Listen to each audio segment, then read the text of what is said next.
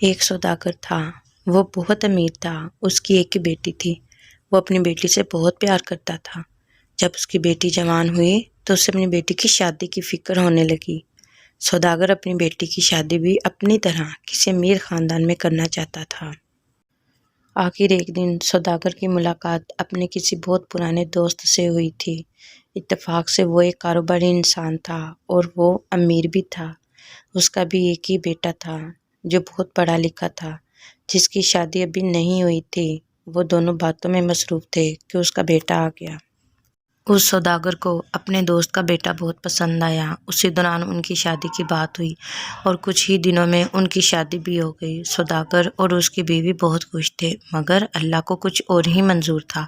کچھ مہینے گزرنے کے بعد سوداگر کے داماد کا کاروبار بند ہو گیا اور نوبت فاقوں تک آ پہنچی۔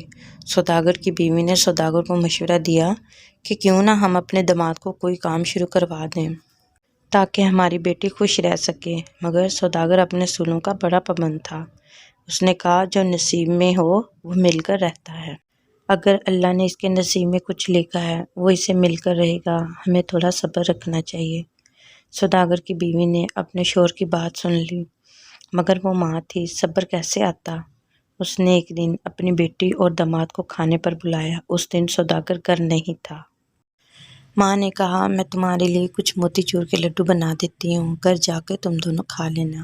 سوداگر کی بیوی نے 5 کلو موتی چور کے لڈو تیار کیے اور ان سب کے اندر سونے کی اشرفیاں چھپا دیں۔ سوداگر کی بیوی نے سوچا جب یہ گھر جا کر ان کو کھولیں گے تو ان کو اشرفیاں مل جائیں گی اور وہ ان سے کوئی کاروبار کر لیں گے، اس سے ان کو کوئی شرمندگی بھی نہیں ہوگی۔ مگر اللہ کو کچھ اور ہی منظور تھا۔ وہ لڈو اٹھا کر گھر جا رہے تھے کہ شوہر نے بیوی کو کہا کہ ان کا اتنا وزن ہے، یہ کون اٹھائے گا، ہمیں ان کی ضرورت بھی نہیں، ہمیں ان کو کسی حلوائی کے ہاتھ فروخت کر دینا چاہیے، کچھ پیسے مل جائیں گے، کچھ گھر کی ضرورت کی چیزیں لے لیں گے۔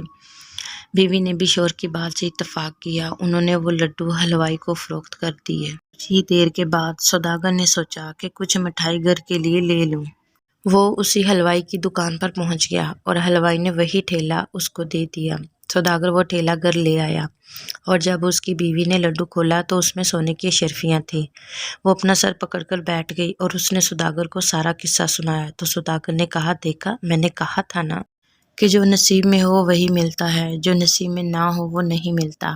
اب دیکھو یہ اشرفیاں نہ میری بیٹی کی قسمت میں تھی اور نہ اس حلوائی کی، اس لیے یہ چل کر ہمارے پاس واپس آ گئیں۔ اس کہانی سے ہمیں یہ سبق ملتا ہے کہ سارا الزام نصیب کو نہیں دینا چاہیے، ہمیں کچھ محنت بھی کرنی چاہیے۔ نصیب اچھا ہو یا برا خود بنانا پڑتا ہے۔ اگر آپ کو کوئی چیز نہیں مل رہی تو پریشان نہ ہو، کیونکہ وقت سے پہلے اور مقدر سے زیادہ نہیں ملتا، وقت سدا ایک جیسا نہیں رہتا۔ پیارے دوستو، امید کرتی ہوں کہ آپ کو میری یہ ویڈیو پسند آئی ہوگی۔ اس ویڈیو کو لائک اور شیئر ضرور کریں اور میرے چینل کو سبسکرائب ضرور کریں تاکہ آپ کو میری ہر نئی آنے والی سبق آموز کہانی کی ویڈیو مل سکے۔